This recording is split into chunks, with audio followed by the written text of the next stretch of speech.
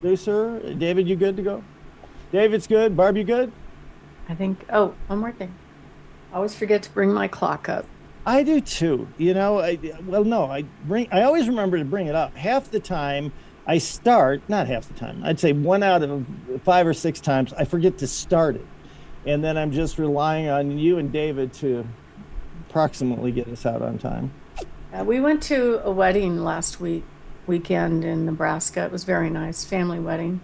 We're at Nebraska. Uh, Near Kearney, Oh, yeah, that's the middle of the state. Yep. but the wedding was in some other, I don't know if you can call it a town. It was a house on a corner Yeah. in a bunch of farm fields, but it was a That's so cool. Victorian that they changed into like a venue. Wow, that's smart. And it was really cool. It had mature trees around it and big barn and just a nice wedding venue. It was kind of cool. Wow. I love when people think outside the box and it's like, okay, so what can we do? And it's like, well, we got this. I mean, there's a part of Nebraska I've never been to. It's called the Sand Hills. And it used to be in the old days, it used to be one of the wealthiest places in the country because it's some of the richest cattle land that you could imagine. And I guess it's pretty, and the weather is really pretty good there. And for a long time, um, it was a really big deal. And I don't know if it still is or not, but everybody swears that it's just beautiful. And I'm like, how did I live a couple of hours from there for 12 years of my life and then go back all of these other times, go to Lake McConaughey and stuff, and never go to the Sandhills? So that's kind of on the bucket list. But I think Yeah, it everything's is. on the People are bucket list. nice there. Oh, yeah. I have a So, great uncle who lives out there. yeah, it's kind of like flyover country, you know? Yep. You go into even going in the 7-Eleven, they had the Nebraska football game on. There you go. I mean, I don't know. I honestly think that strip of the Great Plains going all the way up to Canada and include Wyoming and Montana, North South Dakota, Kansas, and all of that, generally really down to earth, grounded people. If Very you nice big people. cities like Omaha or Tulsa or something, yep, you're going to have some of the same big city stuff, but generally, okay. Got a clock, Barb? I'm ready. All right. I'll count us down in three, two, one. Hi, I'm Richard Randall, and welcome to Your Real Estate Voice with Barb Schlinker, the owner of Your Home Sold Guaranteed Realty. This is the weekly radio show that informs and educates you on how to buy or sell real estate with Colorado's real estate authority. That is Barb Schlinker. Barb Schlinker is a retired Navy veteran. Barb is an author. Barb is also a pilot. And Barb and her team enjoy all that Colorado and the Front Range have to offer. Barb, always great to be talking with you. Now, we air Your Real Estate Voice every Saturday. And if you can't listen to the entire show, remember it's always available on Barb's site, barbhasthebuyers.com, or just go ahead and search Barb on most of the podcast platforms, Spotify, iHeartRadio, etc. Every week, Your Real Estate Voice covers great information about the housing market and one of most people's largest assets, that's the home. Barb, what are we going to be talking about today? Well, Richard, the first topic is housing affordability, because that has really been a problem. There is low inventory, there's an increased population, so there's a little bit higher demand. That's why we're still in a seller's market. But at the end of the day, only 5 to 10% of the buyers pay cash. Everybody else is getting a loan, and it's all about whether or not they can afford that house payment. So we're going to talk about how housing affordability is the biggest threat to real estate values. And if these rates keep going up, eventually the market values could go down again. The second topic we're going to talk about is the top 7 ways to buy your next home without having to sell your current home.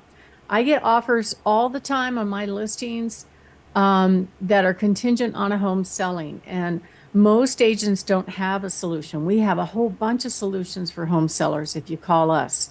The third topic is, does it really matter what an appraiser thinks about your home and its value? And we'll go over kind of particulars about appraisals, why you need to care about it, and what you can do about it.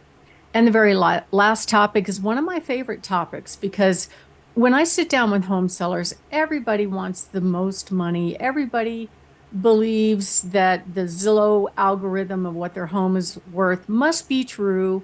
But in fact, that's not what the market will bear right now. So we'll talk about how you can price a home so that you can get the most amount of money. And as always, I love talking about my hot new listings. Richard? Boy, you do. And they are hot indeed. Barb, all the reports are now indicating that the Fed continues on the plan of raising interest rates, yet we haven't seen any substantial decrease in home prices. So, where do you think this housing market is headed? Well, Richard, it's a very funny market right now, because it's not making sense, and that's concerning. If you do any research on YouTube or some of those places, you'll see completely opposing opinions about what's happening with the market. Some say it's going to crash like it did in the Great Depression, is what they're calling it, in 2008, which had completely different history and um, a setup for that scenario. So I don't know if it's the same market. What I do know is that we are having fewer sales right now than we did back in 2018, right before the market started surging up.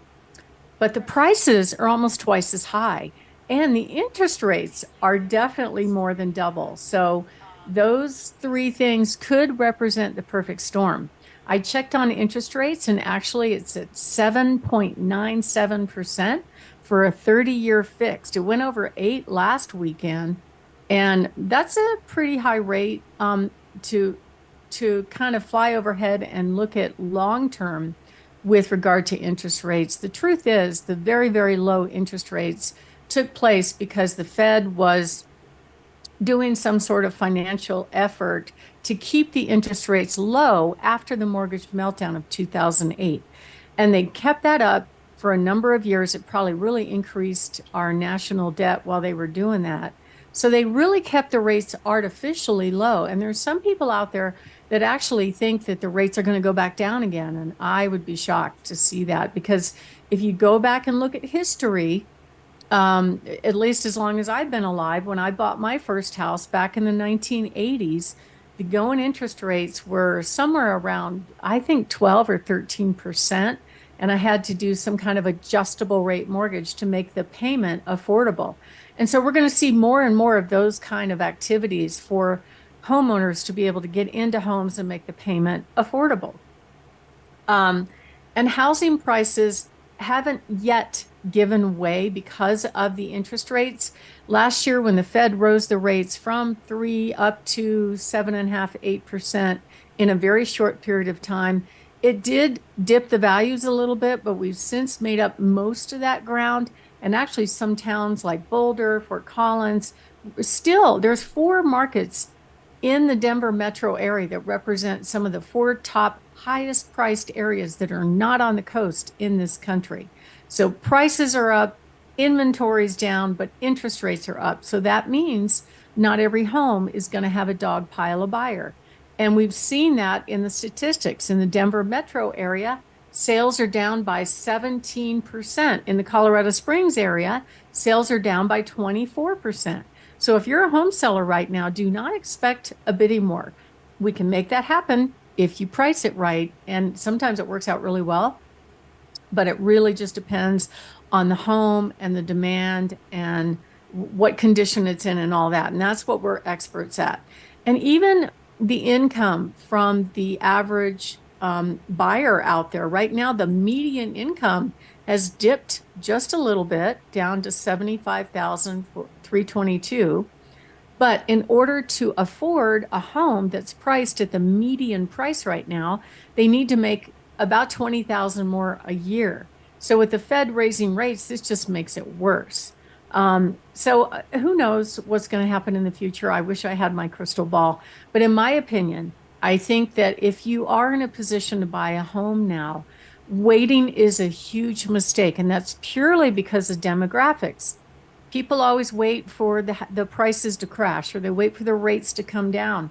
Honestly, I don't think it's going to work. I think over time, the prices are going to go up. They're just not going to go up via double digits. So if you buy a home last year, it's unlikely if you sell it a year later that you're going to have a huge profit. I did have those experiences during the boom, and that was really cool to have somebody buy a home and they turn around and sell it and make $100,000 profit. That happened a couple of times, but not anymore. It's not realistic. We're never going to see that again in our lifetimes, I believe. Homes are getting more expensive and rates are not going to get lower. That is my prediction. Now, the other factor in here is if you're selling a home that's not a brand new home, the builders are competing directly with you. So they're coming in with pricing their home very close to existing resales, right? So the problem is that a buyer is very enticed by getting everything fresh and new and updated and under warranty versus an old tired dated home, right? They have choices. Plus they're offering incentives to buyers. So I highly encourage home sellers to think about some of these techniques in order to get their home sold, like offering to buy down their interest rates or those kind of things, just like what the builders are doing. Even Warren Buffett is investing in new construction homes right now.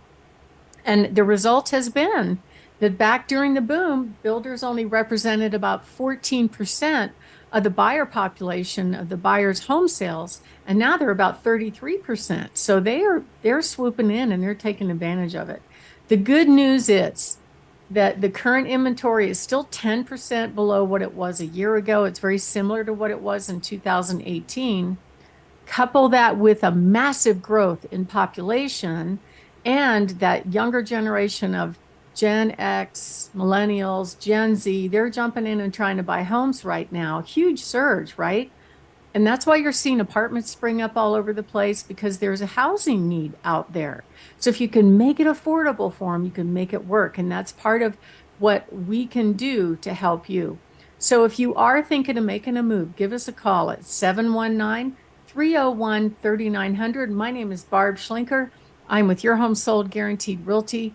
I'm the broker owner. I'm also the host of this real estate show entitled Your Real Estate Voice. And we're talking about how the surge in interest rates really could possibly cause home prices to drop a little bit. And when we come back, what we're going to talk about is what home sellers would expect to see and what they need to do in this market condition right now. If you are thinking of making a move, we would love it if you would give us a call and give us a chance to sit down with you, give you a really good idea what your home will sell for in this market, go over all the closing costs so you know how much you'll put in your pocket, and give you tips on what to do and what not to do to get your house ready for sale. Go to barbhasthebuyers.com. The reason I call my site Barb Has the Buyers is I have over 27,580 buyers just on my little website. Plus, we have high net worth cash buyers that can make an offer on a home as well. So go to barbhasthebuyers.com or call us at 719-301-3900. Richard?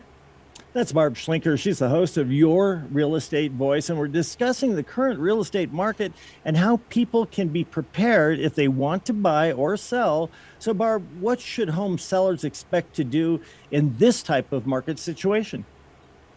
Well, first of all, when you're selling a home, it's all about pricing it realistically. I would say 99.9% of the home sellers I meet with, when I ask them what's important to them, the question is price. They want the most money. Okay. And I get that. Everybody wants the most money. Okay. But you have to consider the current market, what your competition look like, and how do you compete with them to get your home sold. So be like the builders, update as much as you can, offer concessions, and make sure you price what I call very realistically versus optimistically. We did that recently with the home, and we sold it right at market value, even though it was priced below it, to a really good buyer, and everything went really well. And that's what you want. You want the sale to be excellent, an easy process, and not a big hassle. So if you are thinking of making a move, we are selling homes all the time, and it's very important who you pick to be your agent. Picking the wrong agent can actually cost you thousands. And so that's what we do. We give you an in-home free consultation, give you tips on what to do and what not to do to get your house ready for sale. We'll also present you our buyers. We have 27,580 buyers just in my little database of buyers, and I can match at least 100 buyers to your home. And we market directly to those buyers to try to get you the most money if you choose to work with us when you go on the market. So to get that free in-home consultation, you can call us at 719-301-3900 or go to barbhasthebuyers.com. Richard? You're listening to Your Real Estate Voice. That's Barb Schlinker, the host of the program and the proprietor of Your Home Sold Guaranteed Realty. And if you're thinking of making a move, call Barb at 719-301-3900 or visit barbhasthebuyers.com. A short break. When we come back, we'll be talking about the top ways to buy your next home without having to sell your current home. You don't want to miss that. Wow. What the hell's going on with that? Looking at my clock.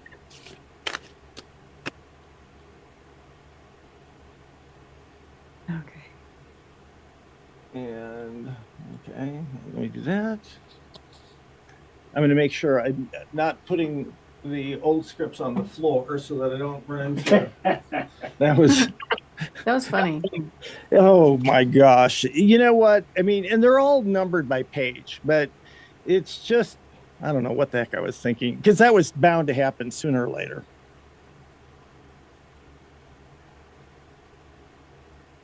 Okay. I actually did the show prep while my husband was driving back from Nebraska. Oh, really? Yeah, I crawled in the back because the sun was getting on the screen. And so do you go through Julesburg or do you go to Cheyenne and then come down? We just took I-70 that turns into I-80. Got it. Yeah. And just go straight in that long, boring, stinky freeway. Oh, Smells like cows. It does. When I was a little kid, that does smell like money. When I was a little kid, the cows, I guess because I grew up around them, I could stand that more. But, and I haven't driven that way for a long time because it was US 30 when I was a little kid, but they had all of these grain elevators, and those are fine for wheat and rye, barley, etc. But they also had these processing facilities right next to the elevator where they would somehow process alfalfa. And I think it was basically drying it out because it wasn't burning it, but it was drying it out. And that was a smell I could have lived without for the rest of my life. And when you're saying that it's worse than, cow manure, that's going some. Yeah, stinky cows, saw some big, industrial grade tractors driving around, and it's pretty neat. My sister and her husband still have their farm ranch in Nebraska, and they are so misunderstood. The average person just has no idea just how expensive all of that equipment is. I mean, he's got a tractor that, if my memory is right, was about $400,000 to buy. And I mean, it's amazing. Wow. He can. Is it a tractor or a combine? It's a tractor, but here's how it is, because he had 3 kids, and only one of them has stayed active with the farm. The other 2 got their degrees at the university, and one's a teacher, one's a CPA. But he can get in to a field, and he just programs the dimensions of the field into his GPS, and then it will precisely. He doesn't have to try to keep the front wheel on the last row or whatever. He hits start, and it'll just go back and forth, and he just pretty much sits there, and it's amazing. I mean, I saw 2 working together, and one, it was like, I pick it, you catch it. Yeah. So I don't know if that was for corn or what. Well, probably. I mean, this time of year, probably that. The thing is if he didn't have technology like that, I honestly, he just wouldn't be able to do it anymore. And there's a whole generation of farmers and ranchers like him who are out there. and their kids don't want to take over, the farms. And It's so hard work.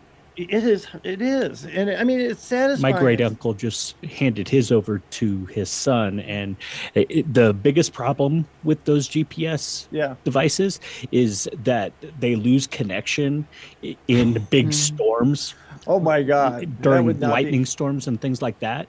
So that's why they have to sit there Yeah. just You in still have case. to pay attention. Yeah. Yeah, Gosh. that would be Oh, I bad. could tell you stories about working on the ranch, but I'll get us to the next segment here.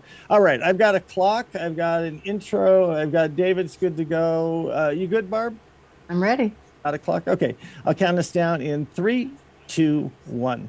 Welcome back to Your Real Estate Voice with Barb Schlinker. She's the host of the program, and this is the weekly radio show that informs and educates you on how to buy or sell real estate. It does it with Barb Schlinker, the owner of Your Home Sold Guaranteed Realty. Now, Barb, you often speak of a home seller's biggest dilemma. That's to sell a home before they buy their next home. Most home sellers want to be sure that their sale is going to go as planned. So most home sellers will not take a contract contingent on selling another home or another home selling. What are some of the top ways that a home seller can buy their next home without having to sell their current home? I know you've got a couple of plans for that. We have a bunch of them actually, Richard. And, it's still a seller's market. A seller's market, let me kind of set the stage here before I answer the question. A seller's market is defined as the average days on market being less than 90 days. I remember a long time ago when I started in the business, it was more of kind of a balanced market. The average days to sell was more like 90 to 180.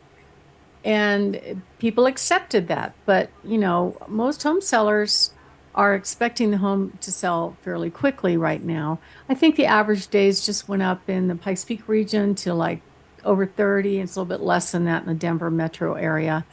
But anyway, what we still have going on here is a low inventory, a little bit higher demand, and rising home prices at the same time. So when I looked at the statistics, it was very interesting to see that we're seeing higher prices, not exponential increases in prices, but higher prices from a year ago. So with the interest rates being high, what happens is it really drops that buyer pool down, and we're no longer seeing dog pile of buyers on every house that goes on the market.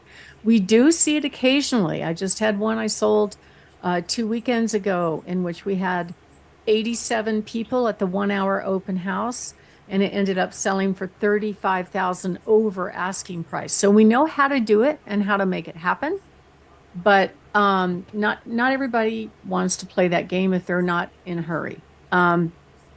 So what's going on right now is if a home buyer has to sell a home in order to buy their next home, they basically have this ball and chain, is what they call the biggest dilemma. Because if a home seller has other choices, they can say, nope, I'm not going to take that offer unless I have, as a home seller, certainty that you can perform. And some of the MLS rules require that you take the home off the market and show it as under contract while you're waiting for somebody else to sell their home.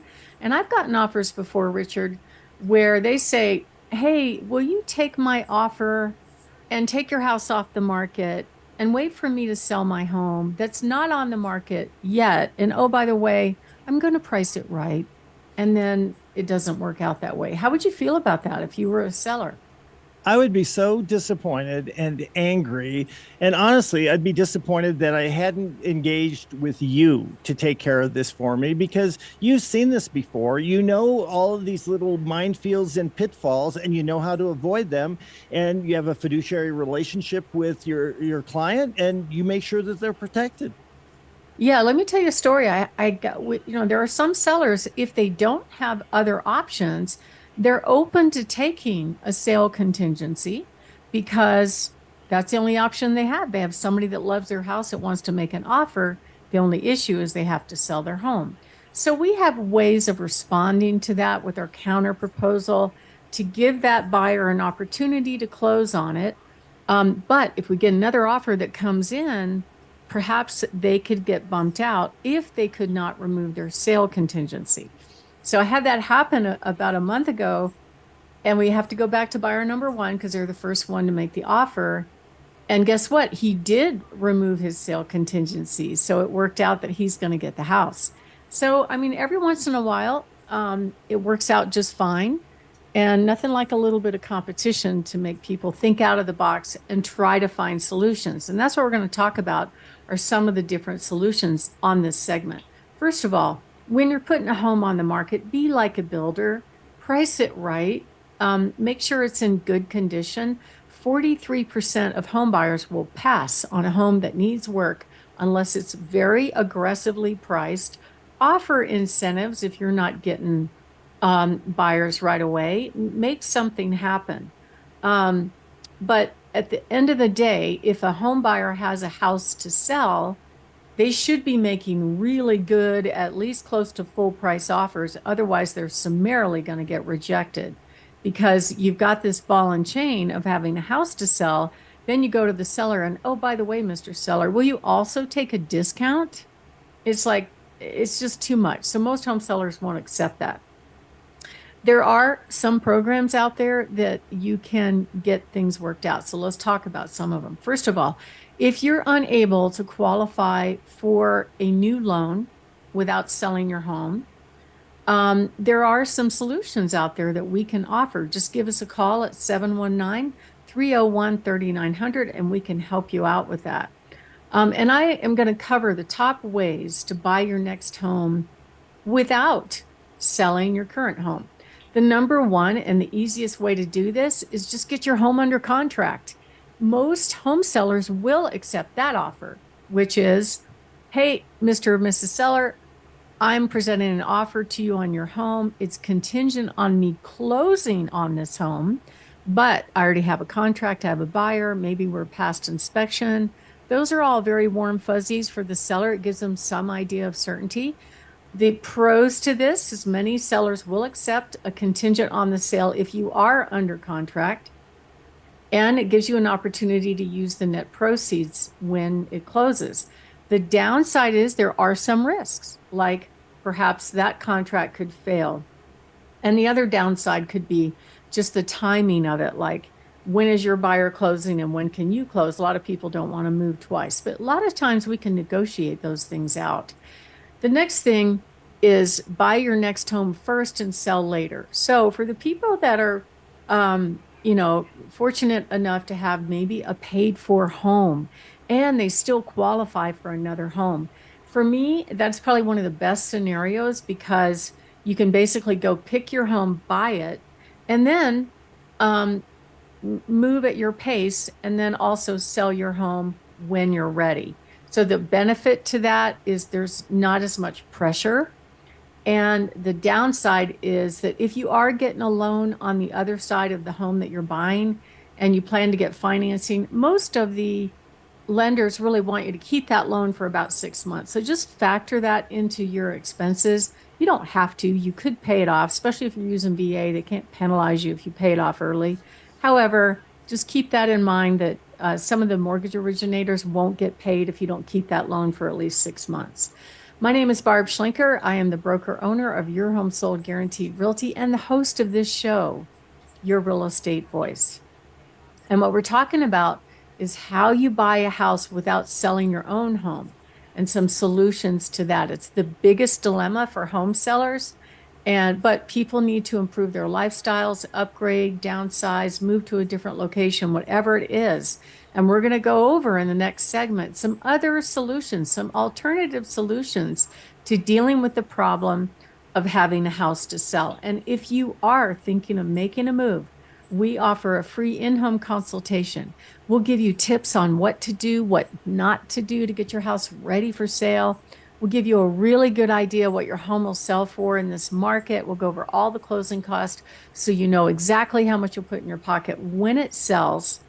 And it's a free service. You're never obligated to sell. So give us a call anytime, 719-301-3900, or go to barbhasthebuyers.com. Richard?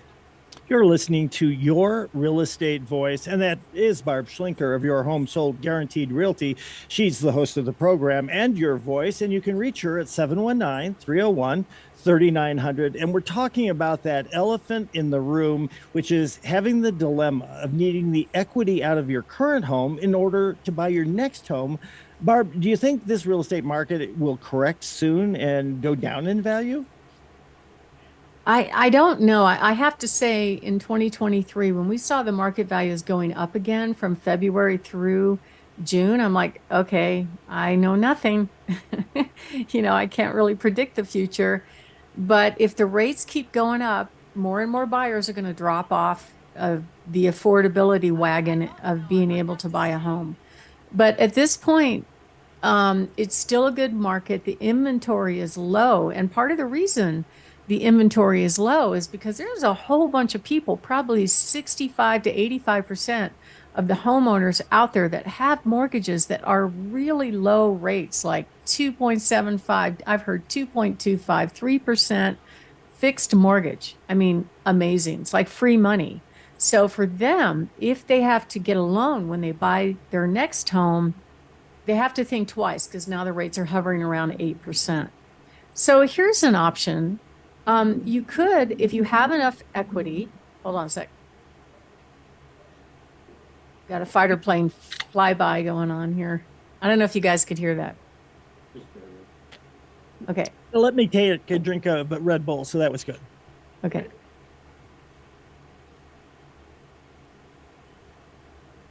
That is weird. I mean, normally we don't have fighters flying around like that. It's got to be Not there on a Tuesday. Normally it's Friday, but wow. Whatever. Okay. So here is a solution. You can actually pull home. Here is a solution. You can actually pull home equity. You can get what's called a home equity line of credit out of your home. I've worked with some home sellers before that have done that. And especially if they're moving to less expensive places, they can go get their line of credit. They can go shop for their home. The rates aren't cheap on those, but it's kind of temporary financing until your home sells. And as long as they qualify, it works great.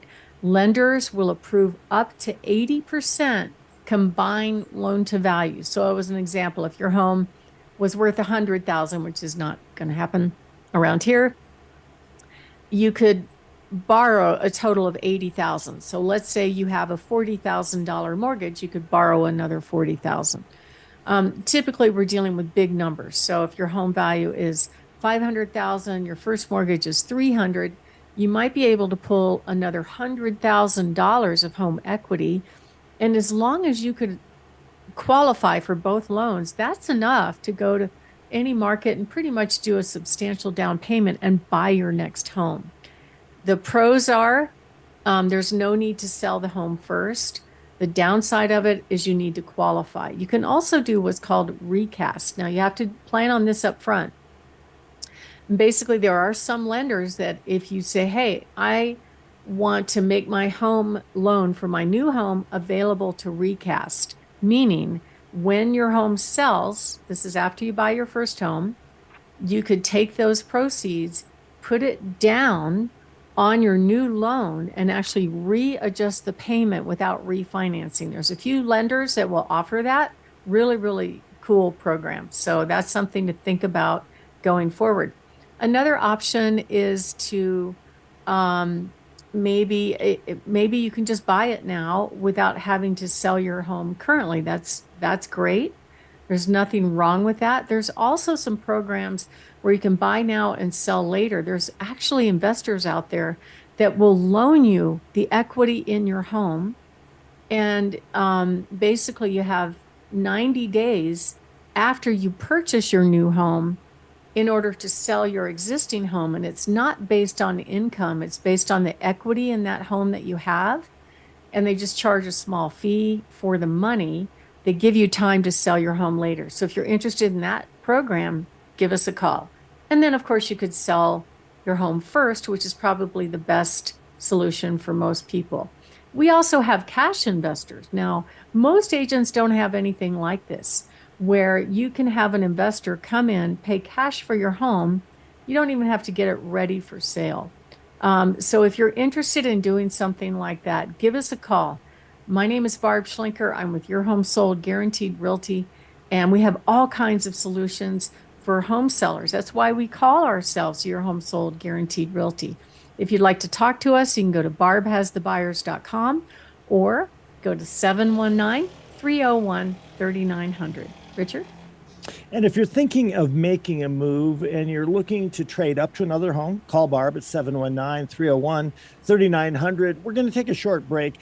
When we come back, we're going to be covering how to buy a home up against competition. Plus, we'll be talking about hot new listings in the market. That is wrong. Yeah, it's an appraiser. Sorry. Hey, no, that's okay. Okay, here we are.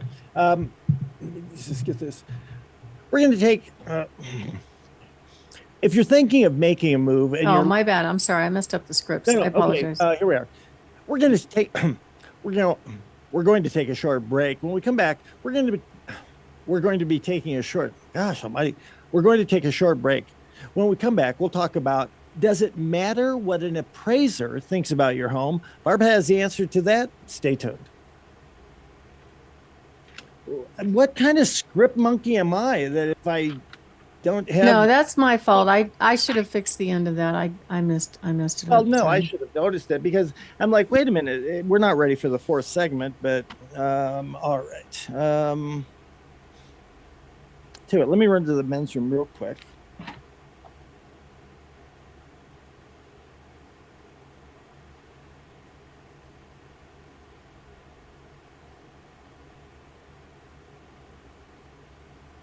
Did we run over on that one, DJ?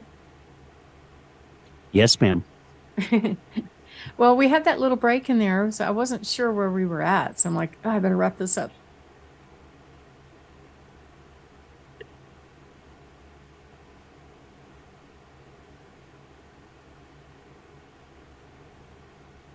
I take lots of notes and know where I can clip a little bit here and there.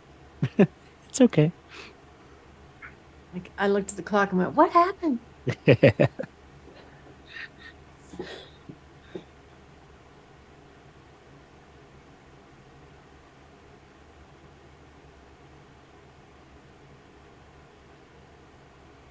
trying to mix up the script.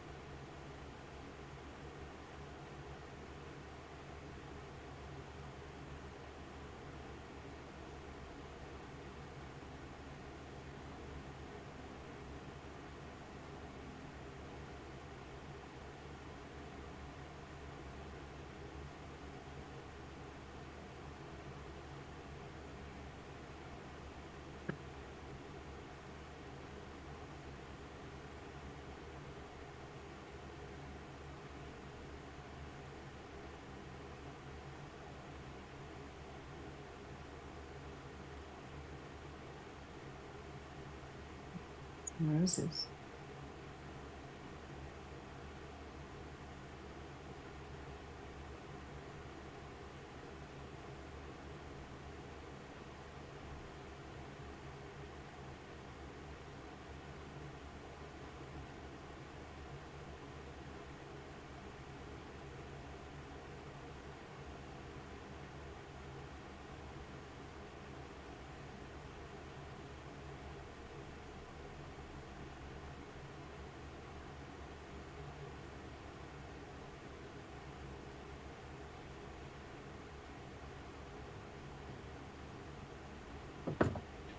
Let me get a new clock here.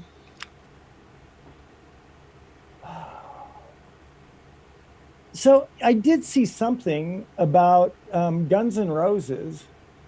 Yeah, I saw an email about the concert. Is that coming up, or is that something you're interested in? I don't know if Slash is playing with them. I've never seen them. I've seen Slash. I haven't either. This Friday, where is that? This Probably is not here.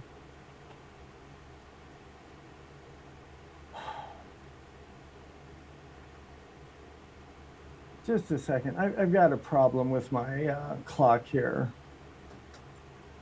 Oh, they're in Denver at the Ball Arena. Because we were just up to see the Eagles up there. And I thought they were saying something about Guns N' Roses coming, but I've never been a particularly big fan. Oh, did they? KKFM, I guess, was giving away tickets to that. All right, so here we go. Stopwatch. All right, now I'm back. I'm sorry. I don't know why. Every now and then, this clock I use is an online clock, and every now and then it kicks me off. But I'm set to go back. Are you good, Barb? Mm-hmm. I'll count us down. 3, 2, 1.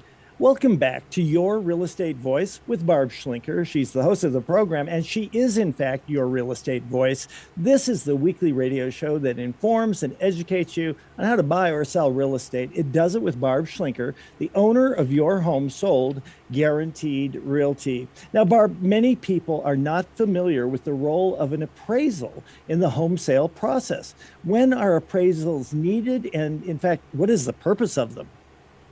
Well, Richard, that's true. A lot of the folks out there get it confused with an inspection. An inspection is a third party that comes in and goes over systems and makes sure your furnace is good and your electrical and plumbing and all that. An appraisal in general is an opinion of value. It's done by a licensed third party as opposed to inspections where the state has not given any kind of license to be an inspector, which is crazy. But that's the world we live in. But an appraisal is there for the buyer's loan. So if the buyer is paying cash, they don't need an appraisal unless they want one, but it's not required. However, if the buyer's getting a loan, this third party has to substantiate to the lender with an opinion of value as to whether or not the home is worth what the agreed upon sales price is and whether or not the home meets the loan guidelines. Now, some appraisers can ask for repairs in order to meet the loan guidelines. And there's different condition criteria set forth based on the type of loans that they're getting. As an example, if the borrower is getting an FHA or a VA loan, they're a little bit more stringent than, say, a conventional loan. And these are the things that we typically see appraisers request on an appraisal. If they'll go and they'll look at the home and they'll say, okay, it's worth the agreed upon sales price, but you've got peeling paint outside, even on a shed. They'll want that to be addressed. Doesn't matter the age of the home. We thought peeling paint, they were worried about lead-based paint, which was put in paint before 1978. However, any peeling paint, the VA and the FHA will tag it to be resolved. They also ask for broken windows, any kind of safety hazards like missing outlet covers or missing window well covers, especially if the window well is super, super deep and it's very easy for a kid playing outside or an animal to fall in it. They will also tag missing stair rails. And then for all types of loans, an appraiser will identify any obvious safety issues like trip hazards. Some of the things that could cause trip hazards are concrete. So a lot of walkways and stuff get wonky as, they move and all that because they're not really structural. They are poured just on the ground. Sometimes they move based on the watering.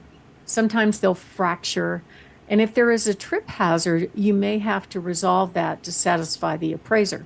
Now, they don't tag everything, so we never know when they're going to ask for repairs. Typically, it happens around or after when they complete their appraisal, which is pretty far in the process. So we've got the contract, then we do the inspection, then the appraisal comes. Now we're a week, 10 days prior to closing, and the appraiser comes back and says, oh, everything's good, except you got to fix this issue, or you got to put window well covers. I just sold a home just about a month ago in which the window well covers were on, but they were hammered by a recent hailstorm, and the appraiser required those to be done. I also had in a conventional appraisal one time asked the seller to correct a walkway that had become raised as a result of roots from an aspen tree growing underneath of it, causing the walkway to be a trip hazard.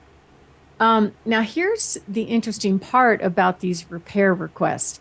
If you read the contract carefully, it doesn't say in the contract who has to fix those items. The buyer needs to get them done in order to get their loan. So it could be another source of negotiation, just like inspection repairs. That's why you need a really good real estate agent that's trained to negotiate and not just be a messenger. And why do home sellers care about appraisals anyway? It's for the buyer so they can get their loan. First of all, the buyer has an opportunity to terminate their contract if the appraisal comes in low, or even if the seller says, I'm not going to do these repairs, they could terminate their contract and get their earnest money back. Or they could ask the seller to lower the sales price. Now, once you have an agreement and we're moving towards the finish line of the closing, most home sellers in their mind or in their plans, they've already spent their net proceeds, right? They're going to buy their next home, whatever, they're going to pay off some debt. So nobody really wants the value of this appraisal walked backwards, because it could really mess them up going forward. And I'll tell you a story about it shortly. And so sometimes some buyers and sellers will negotiate a number in the middle, and some buyers just say, I don't care. I'm going to bring the difference, or I have a bigger than what is needed down payment. So it doesn't matter if the appraisal came in low, it doesn't affect me. But this is really why it becomes an issue, is that it puts the whole transaction in doubt. Sellers are planning their move. They're already packing. The home is no longer show ready, right? And they could have already committed to a home in their destination. Maybe they locked their interest rate. Maybe they're under contract to buy their next home, and then, oops, nope, you're not going to get that money because the appraisal came in low. And then they might, worst case, have to go back on the market and find another buyer. So appraisals are really, really important, and it could be a huge issue if it goes south. It's kind of funny, Richard. I had a home seller. I remember this Memorial Day. I was sitting down with him. We had a bunch of offers, and I was explaining to him the process of, okay, we've got these 3 offers. We've got these top 2 that we're going to pick. And I said, this is how it goes, right? So we had a cash buyer in which you didn't have to have an appraisal. And we had a buyer getting a VA loan in which we had to prove the value of the agreed upon contract price to the appraiser, which was in doubt right out of the gate, right? That was one issue. The other issue was that, let's say he accepted the higher offer, which was the VA offer. Then they do their inspection. Then they ask for stuff. We get that worked out. And then another week later, we get an appraisal back that says, oh, I'm sorry, the home is not worth that much. I'm going to walk the price back down here, or the buyer has to come up with a difference in cash. And a lot of buyers don't want to come up with a difference in cash. So it presents another opportunity for the deal to fail later on in the process. It's very disruptive, very upsetting to most home sellers. And when I explained this whole process to him, he's an ex-Marine, or was a Marine, still a Marine, I guess, always. And he goes, seems to me you're just wrestling around the mud until you finally get to closing. And I said, that's exactly right. That's exactly what happens, you know? So that is why when we work with sellers, we try to do everything we can to give them certainty that they know it's going to go through. That's why some sellers don't always take the highest offers. If the appraisal is in doubt, they may not take the highest offers because they don't want the price walked back down the road. And we'll help prepare sellers from the beginning. We'll look at similar sales.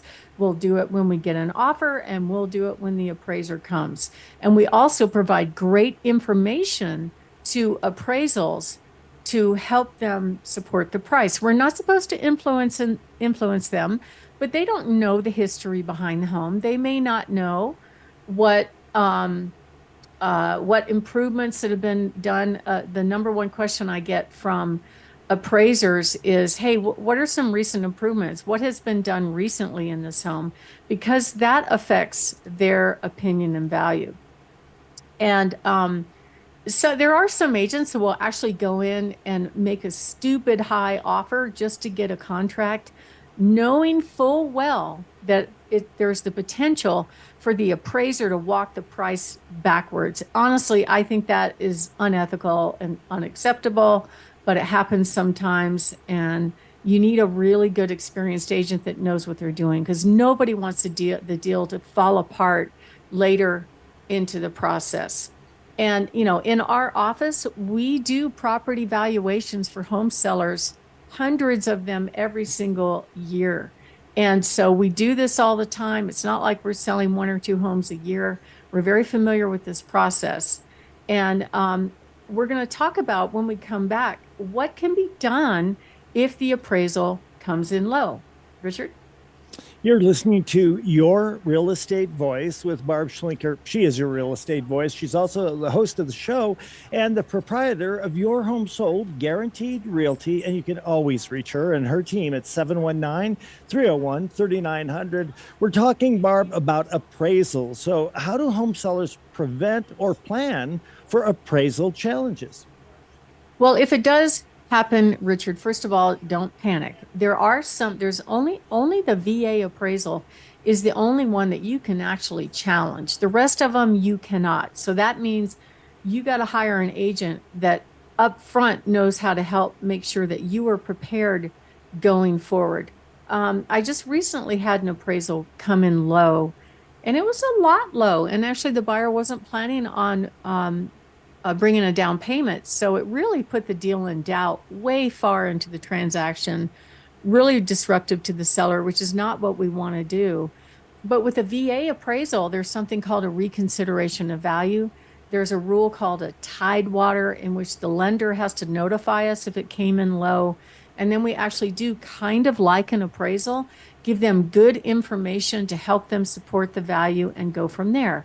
It ended up working out great in that case, because the buyer was going to buy the home anyway, even if the appraisal came low.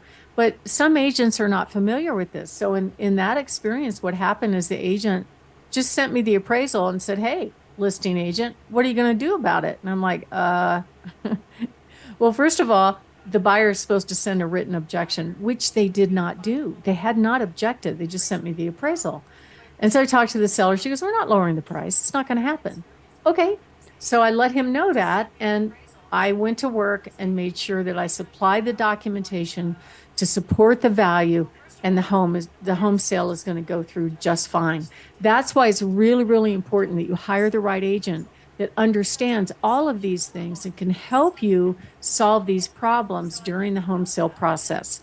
My name is Barb Schlinker. I'm the broker owner of Your Home Sold Guaranteed Realty and the host of this show, Your Real Estate Voice. So if you are thinking of making a move, give us a call, 719-301-3900, or go to barbhasthebuyers.com. Richard? I'm Richard Randall, sitting in with Barb Schlinker. She's the host and is the agent who can help you with great homework on pricing to get the top dollar. You're listening to Your Real Estate Voice with Barb Schlinker. She is your real estate voice and the proprietor of Your Home Sold Guaranteed Realty. Thinking of making that move? Again, just call Barb and her team at 719-301-3900 or visit the website, barbhasthebuyers.com. Again, barbhasthebuyers.com, 719-301-3900. Short break. When we come back, we'll be discussing pricing your home to command top dollar plus Barb's hot new listings. You do not want to miss them. All right, I need to step up for a second.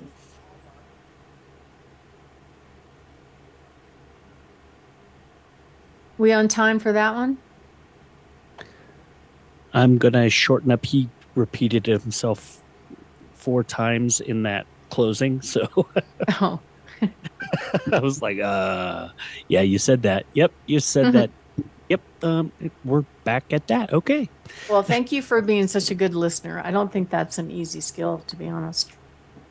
It's very difficult for people to listen.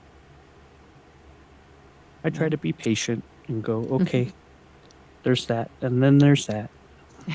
And then there's, But I I have already to said that. make lots of notes for myself because I'll Well, I forget. think repetition is good for this platform, you know, because I think people are in and out of their cars and they may not be completely listening and all that. Oh, definitely. Yeah. It's just if within the same sentence you say it 3 times, people Uh, will get annoyed. yeah, that makes sense. Okay, I'll be right back. No problem.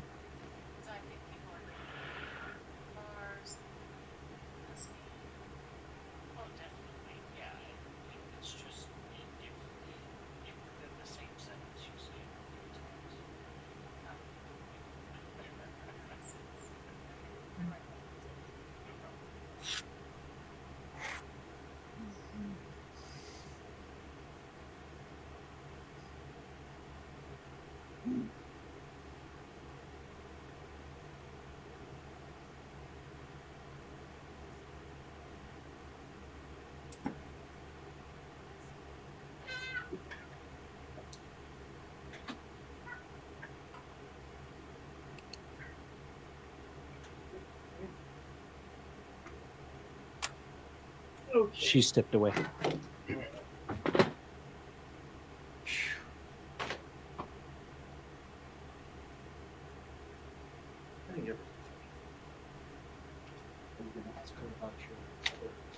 You know, Or just leave it. I am just such a mess on this. I mean, because on the one hand, I think I should bring it up because I don't want her hearing it on the air. And on the other hand, I feel like, okay, first of all, I don't think she'll have a problem with it, but she'll probably have a problem with me not talking to her about it. I know, I got to tell you, I really trust you and value your opinion a lot.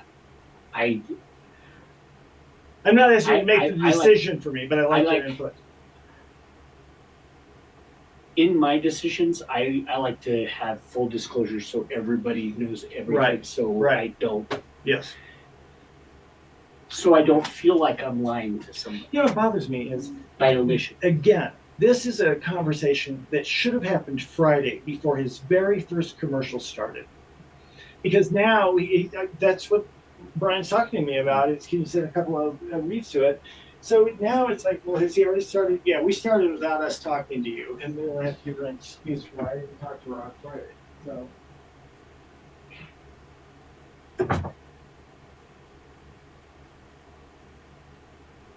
So I'm getting preempted for Air Force football.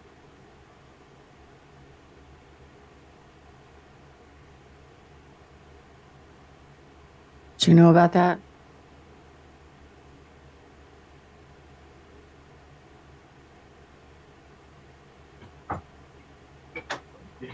Disclosure. That's interesting. That's one way to go about things. So, honey, were you out screwing with another woman last night?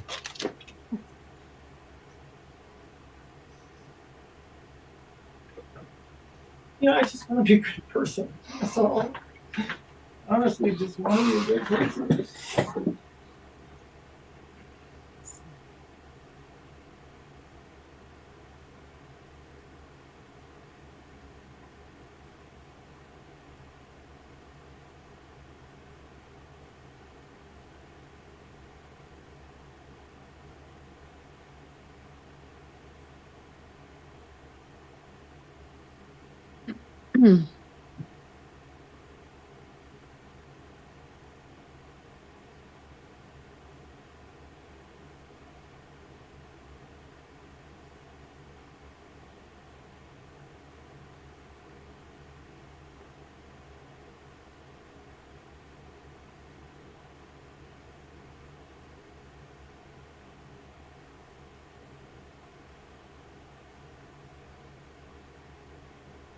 Could I ask you a personal question here? Sure. Um, are you worried about your son and everything that's going on in the Middle East? I mean, I don't think it's going to blow up. I don't think they're going to be boots on the ground or anything. But gosh dang, I don't trust this Very much. administration or Lloyd Austin or any of these people.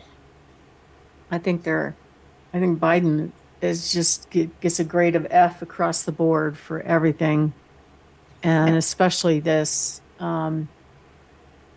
You know, I, right now, Max's position, it's less likely he'd be on the front row if he went, Right.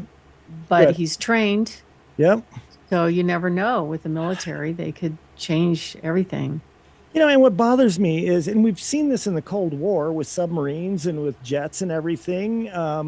You have a hot dog pilot in this jet, a hot dog pilot in that jet, and they're trying to see how close they can get to each other. And, all of a sudden, one person miscalculates, and you got two wings, and you're in contact. One plane has a problem. Now, all of a sudden, you have two nations that are, going, well, hold on, don't do anything just yet. I mean, so many things can go wrong in this world, and they do. And generally, I've learned, especially with submarines and stuff, that there were tons of times when we may have sunk a Soviet sub, or they may have sunk one of our subs, and it's covered up and unknown, and all of the close calls and everything.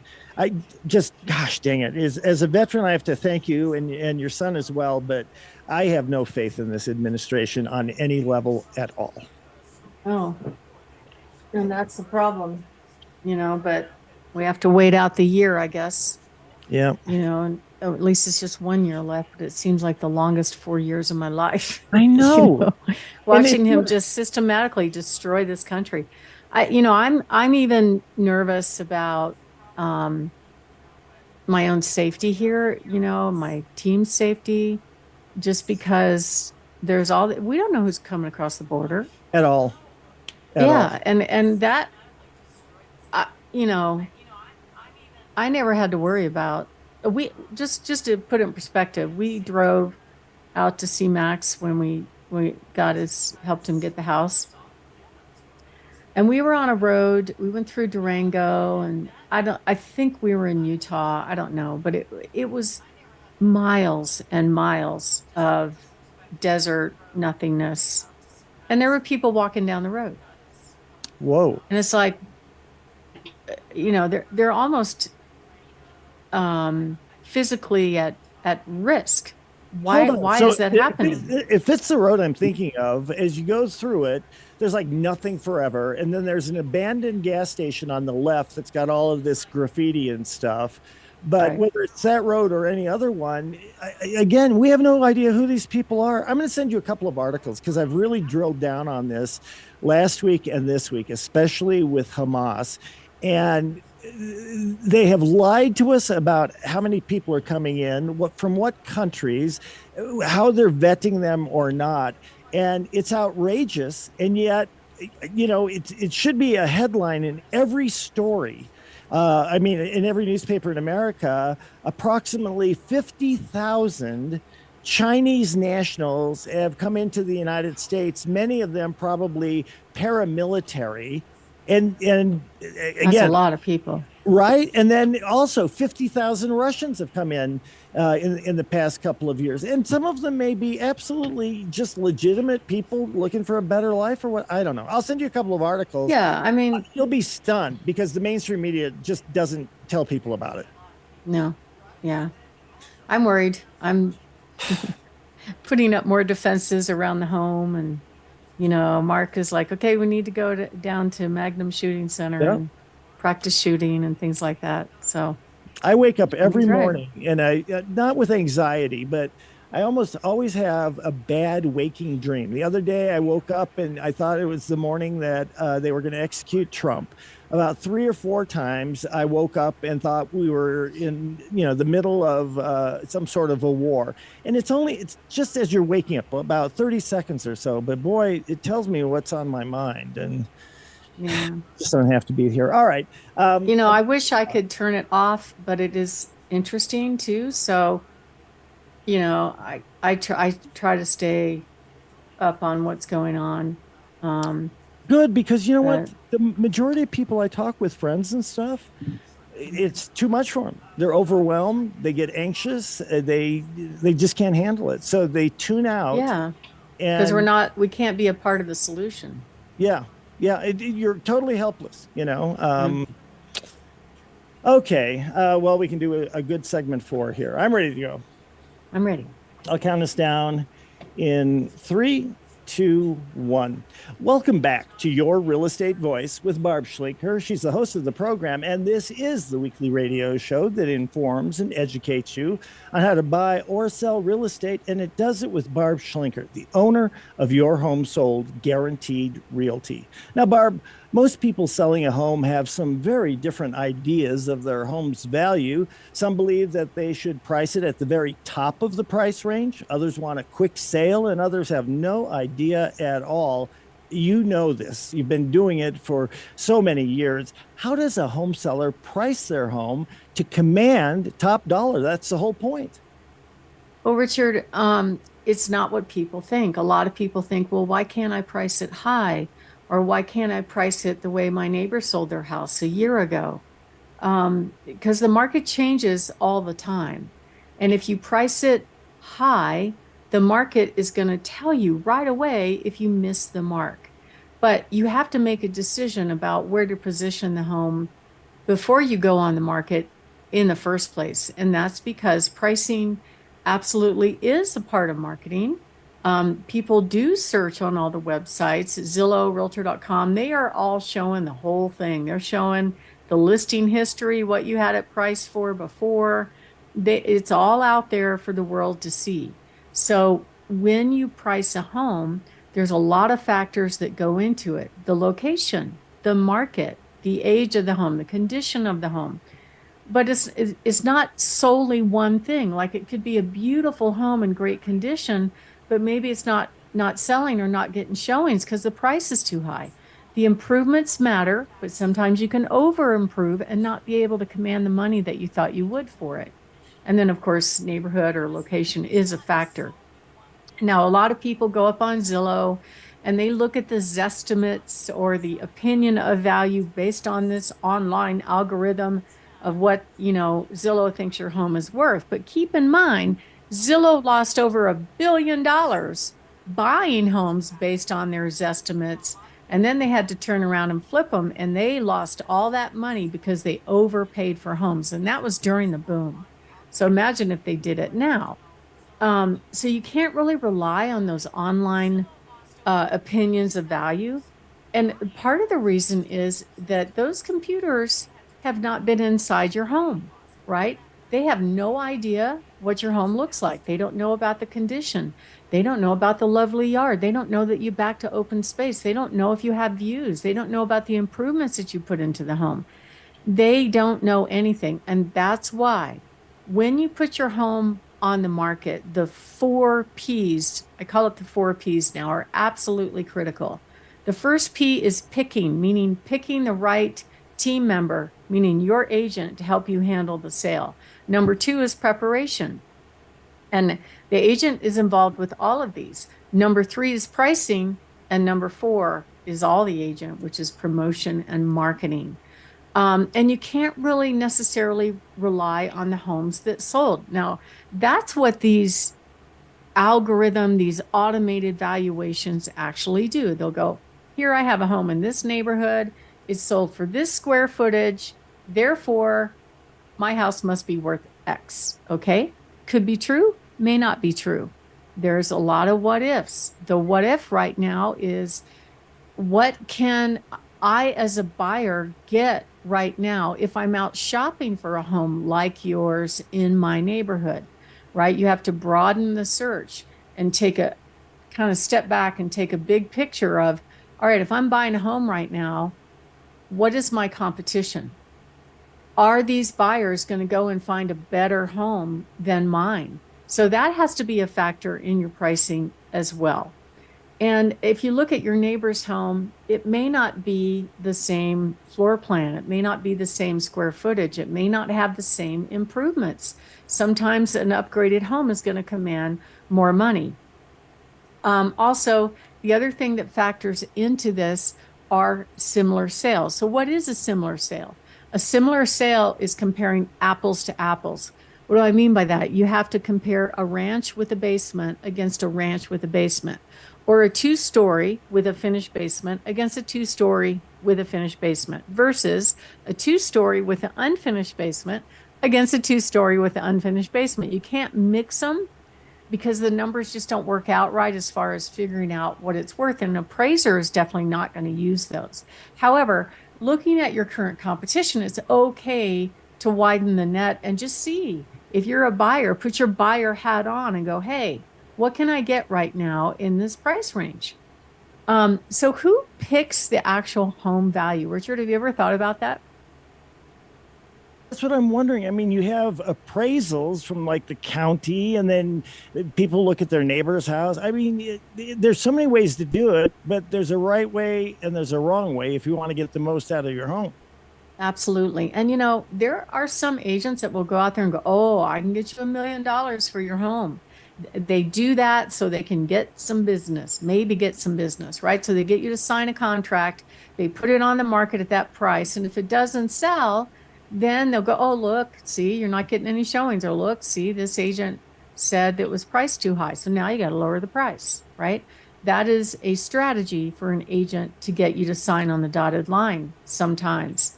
But you have to kind of step back. Most home sellers want to price their home what I call realistically. They don't want to overprice their home because nobody wants their home sitting on the market week after week, month after month, having to get the house ready for showings all the time and have it not sell. Nobody likes that. But there's a price for every property, right? So the market's going to tell you if you missed when you put the price on. So it's really important that you hire an expert that really understands the market that sells homes all the time. And pricing it right is a form of marketing. If you price it too high, not only will buyers be afraid to make an offer, but they won't even come see it because they're doing all of their research online. They're looking at all your competition. They're looking at the history of the property, and they're going to decide not even to go there if it's priced too high. If it's priced too low, you have a chance of getting an offer in that scenario, or maybe they'll think something's wrong with it. So it's hard to find that just right place on a home value. And you need to know how to price it right, especially in a challenged market. I wouldn't say we're in a dropping market. I wouldn't say we're in a buyer's market, but we're in a challenge market. And the challenge is just this one thing, affordability. So if you're the most affordable home in that price range, in that area, buyers are going to want to go see it. And values are an opinion. At the end of the day, it's what a buyer's willing to pay is what the home is worth. And many websites are set up so that you can search in what I call $50,000 or $100,000 increments. So there is that historical, traditional thought process that when you actually put a home on the market, you price it high for, quote, negotiating room, because nobody wants to go back down later. But the problem is the buyers won't make an offer at all. You're always better off pricing the home what I call realistically versus optimistically, and we can help you do that. My name is Barb Schlinker. I'm the broker owner of Your Home Sold Guaranteed Realty. I've been here in the business since the 1990s, and I'm also the host of this show, Your Real Estate Voice. So when we come back, we're going to show you how you can win when you sell your home in any market by pricing the home to get the most money. Richard? You're listening to Your Real Estate Voice. That's Barb Schlinker, the host of the program and the owner broker of Your Home Sold Guaranteed Realty. Always reach her at 719-301-3900. So Barb, what are some other things that a home seller can do to price their home just right to get the top dollar and the most money out of probably the biggest investment of their life? Well, the next pro tip is do not expect a bidding war, but if it happens, be grateful, be happy. That's a fun time for a seller because they get to pick the best buyer. Multiple offers are becoming less common, but we can still make them happen if the home is priced right, especially if it's priced just slightly below market. It doesn't have to be crater low. It just has to be slightly below to generate a lot of demand. And then the buyers absolutely are accustomed to coming in and making their best offer, especially when it's really obvious that they are up against competition. Let me give you an example. I just put a home on the market where in the 1 hour open house, we had 87 people attend that open house. We ended up with 7 offers, and it was so fun to sit down with the seller and pick the best one, and it ended up selling for way over asking price. The other thing you have to watch out for if you are in a bidding war is that if the buyer is asking, let's say they come in with a really high offer that might even be close to what an appraiser may think the home is worth, and then they ask for you, the seller, to pay their loan closing costs. So they're offering high, maybe higher than the asking price, higher than the market value, and they are challenged for cash. So they want you to use some of that money to maybe pay their closing cost or buy down their interest rates or something like that. It's okay to do that, and sometimes we'll negotiate that way. But if we can't prove the value with similar sales, it could be a problem. So let's say you go under contract with that buyer, and 2-3 weeks later, the appraiser comes back and says, oh, no, it's not worth that much. Now you're in another negotiation, but you're still stuck with paying the buyer's closing cost because they can't perform without it. So you got to be really careful if that comes up. There are some buyers that will put in their contract that they'll offer what they call an appraisal guarantee. And if you go on the market and the market's telling you you're priced too high based on very few, if any, showings, based on feedback that it's priced too high, based on no offers coming in, don't wait around.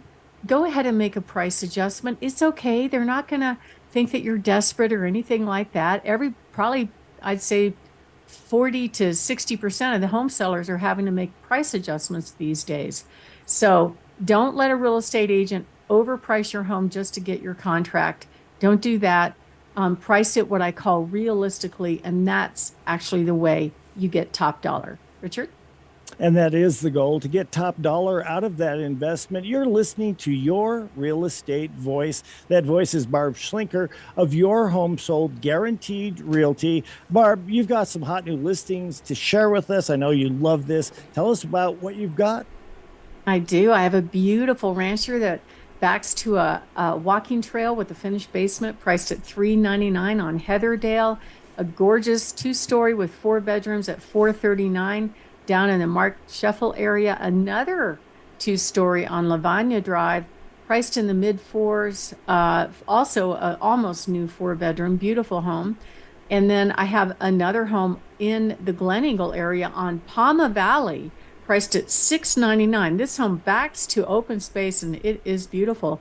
And I have a gorgeous home in Ridgeview at Stetson Hills on Crystal Mountain Drive, priced in the low 500s, and a beautiful ranch down in Pueblo West on Escalante Court, an amazing home on 4.77 acres, lots of square footage. You could have multi-generational families living there in the mid-7s on Gull Lane out in Peyton, and a spectacular 35-acre gorgeous home on Mohawk Heights.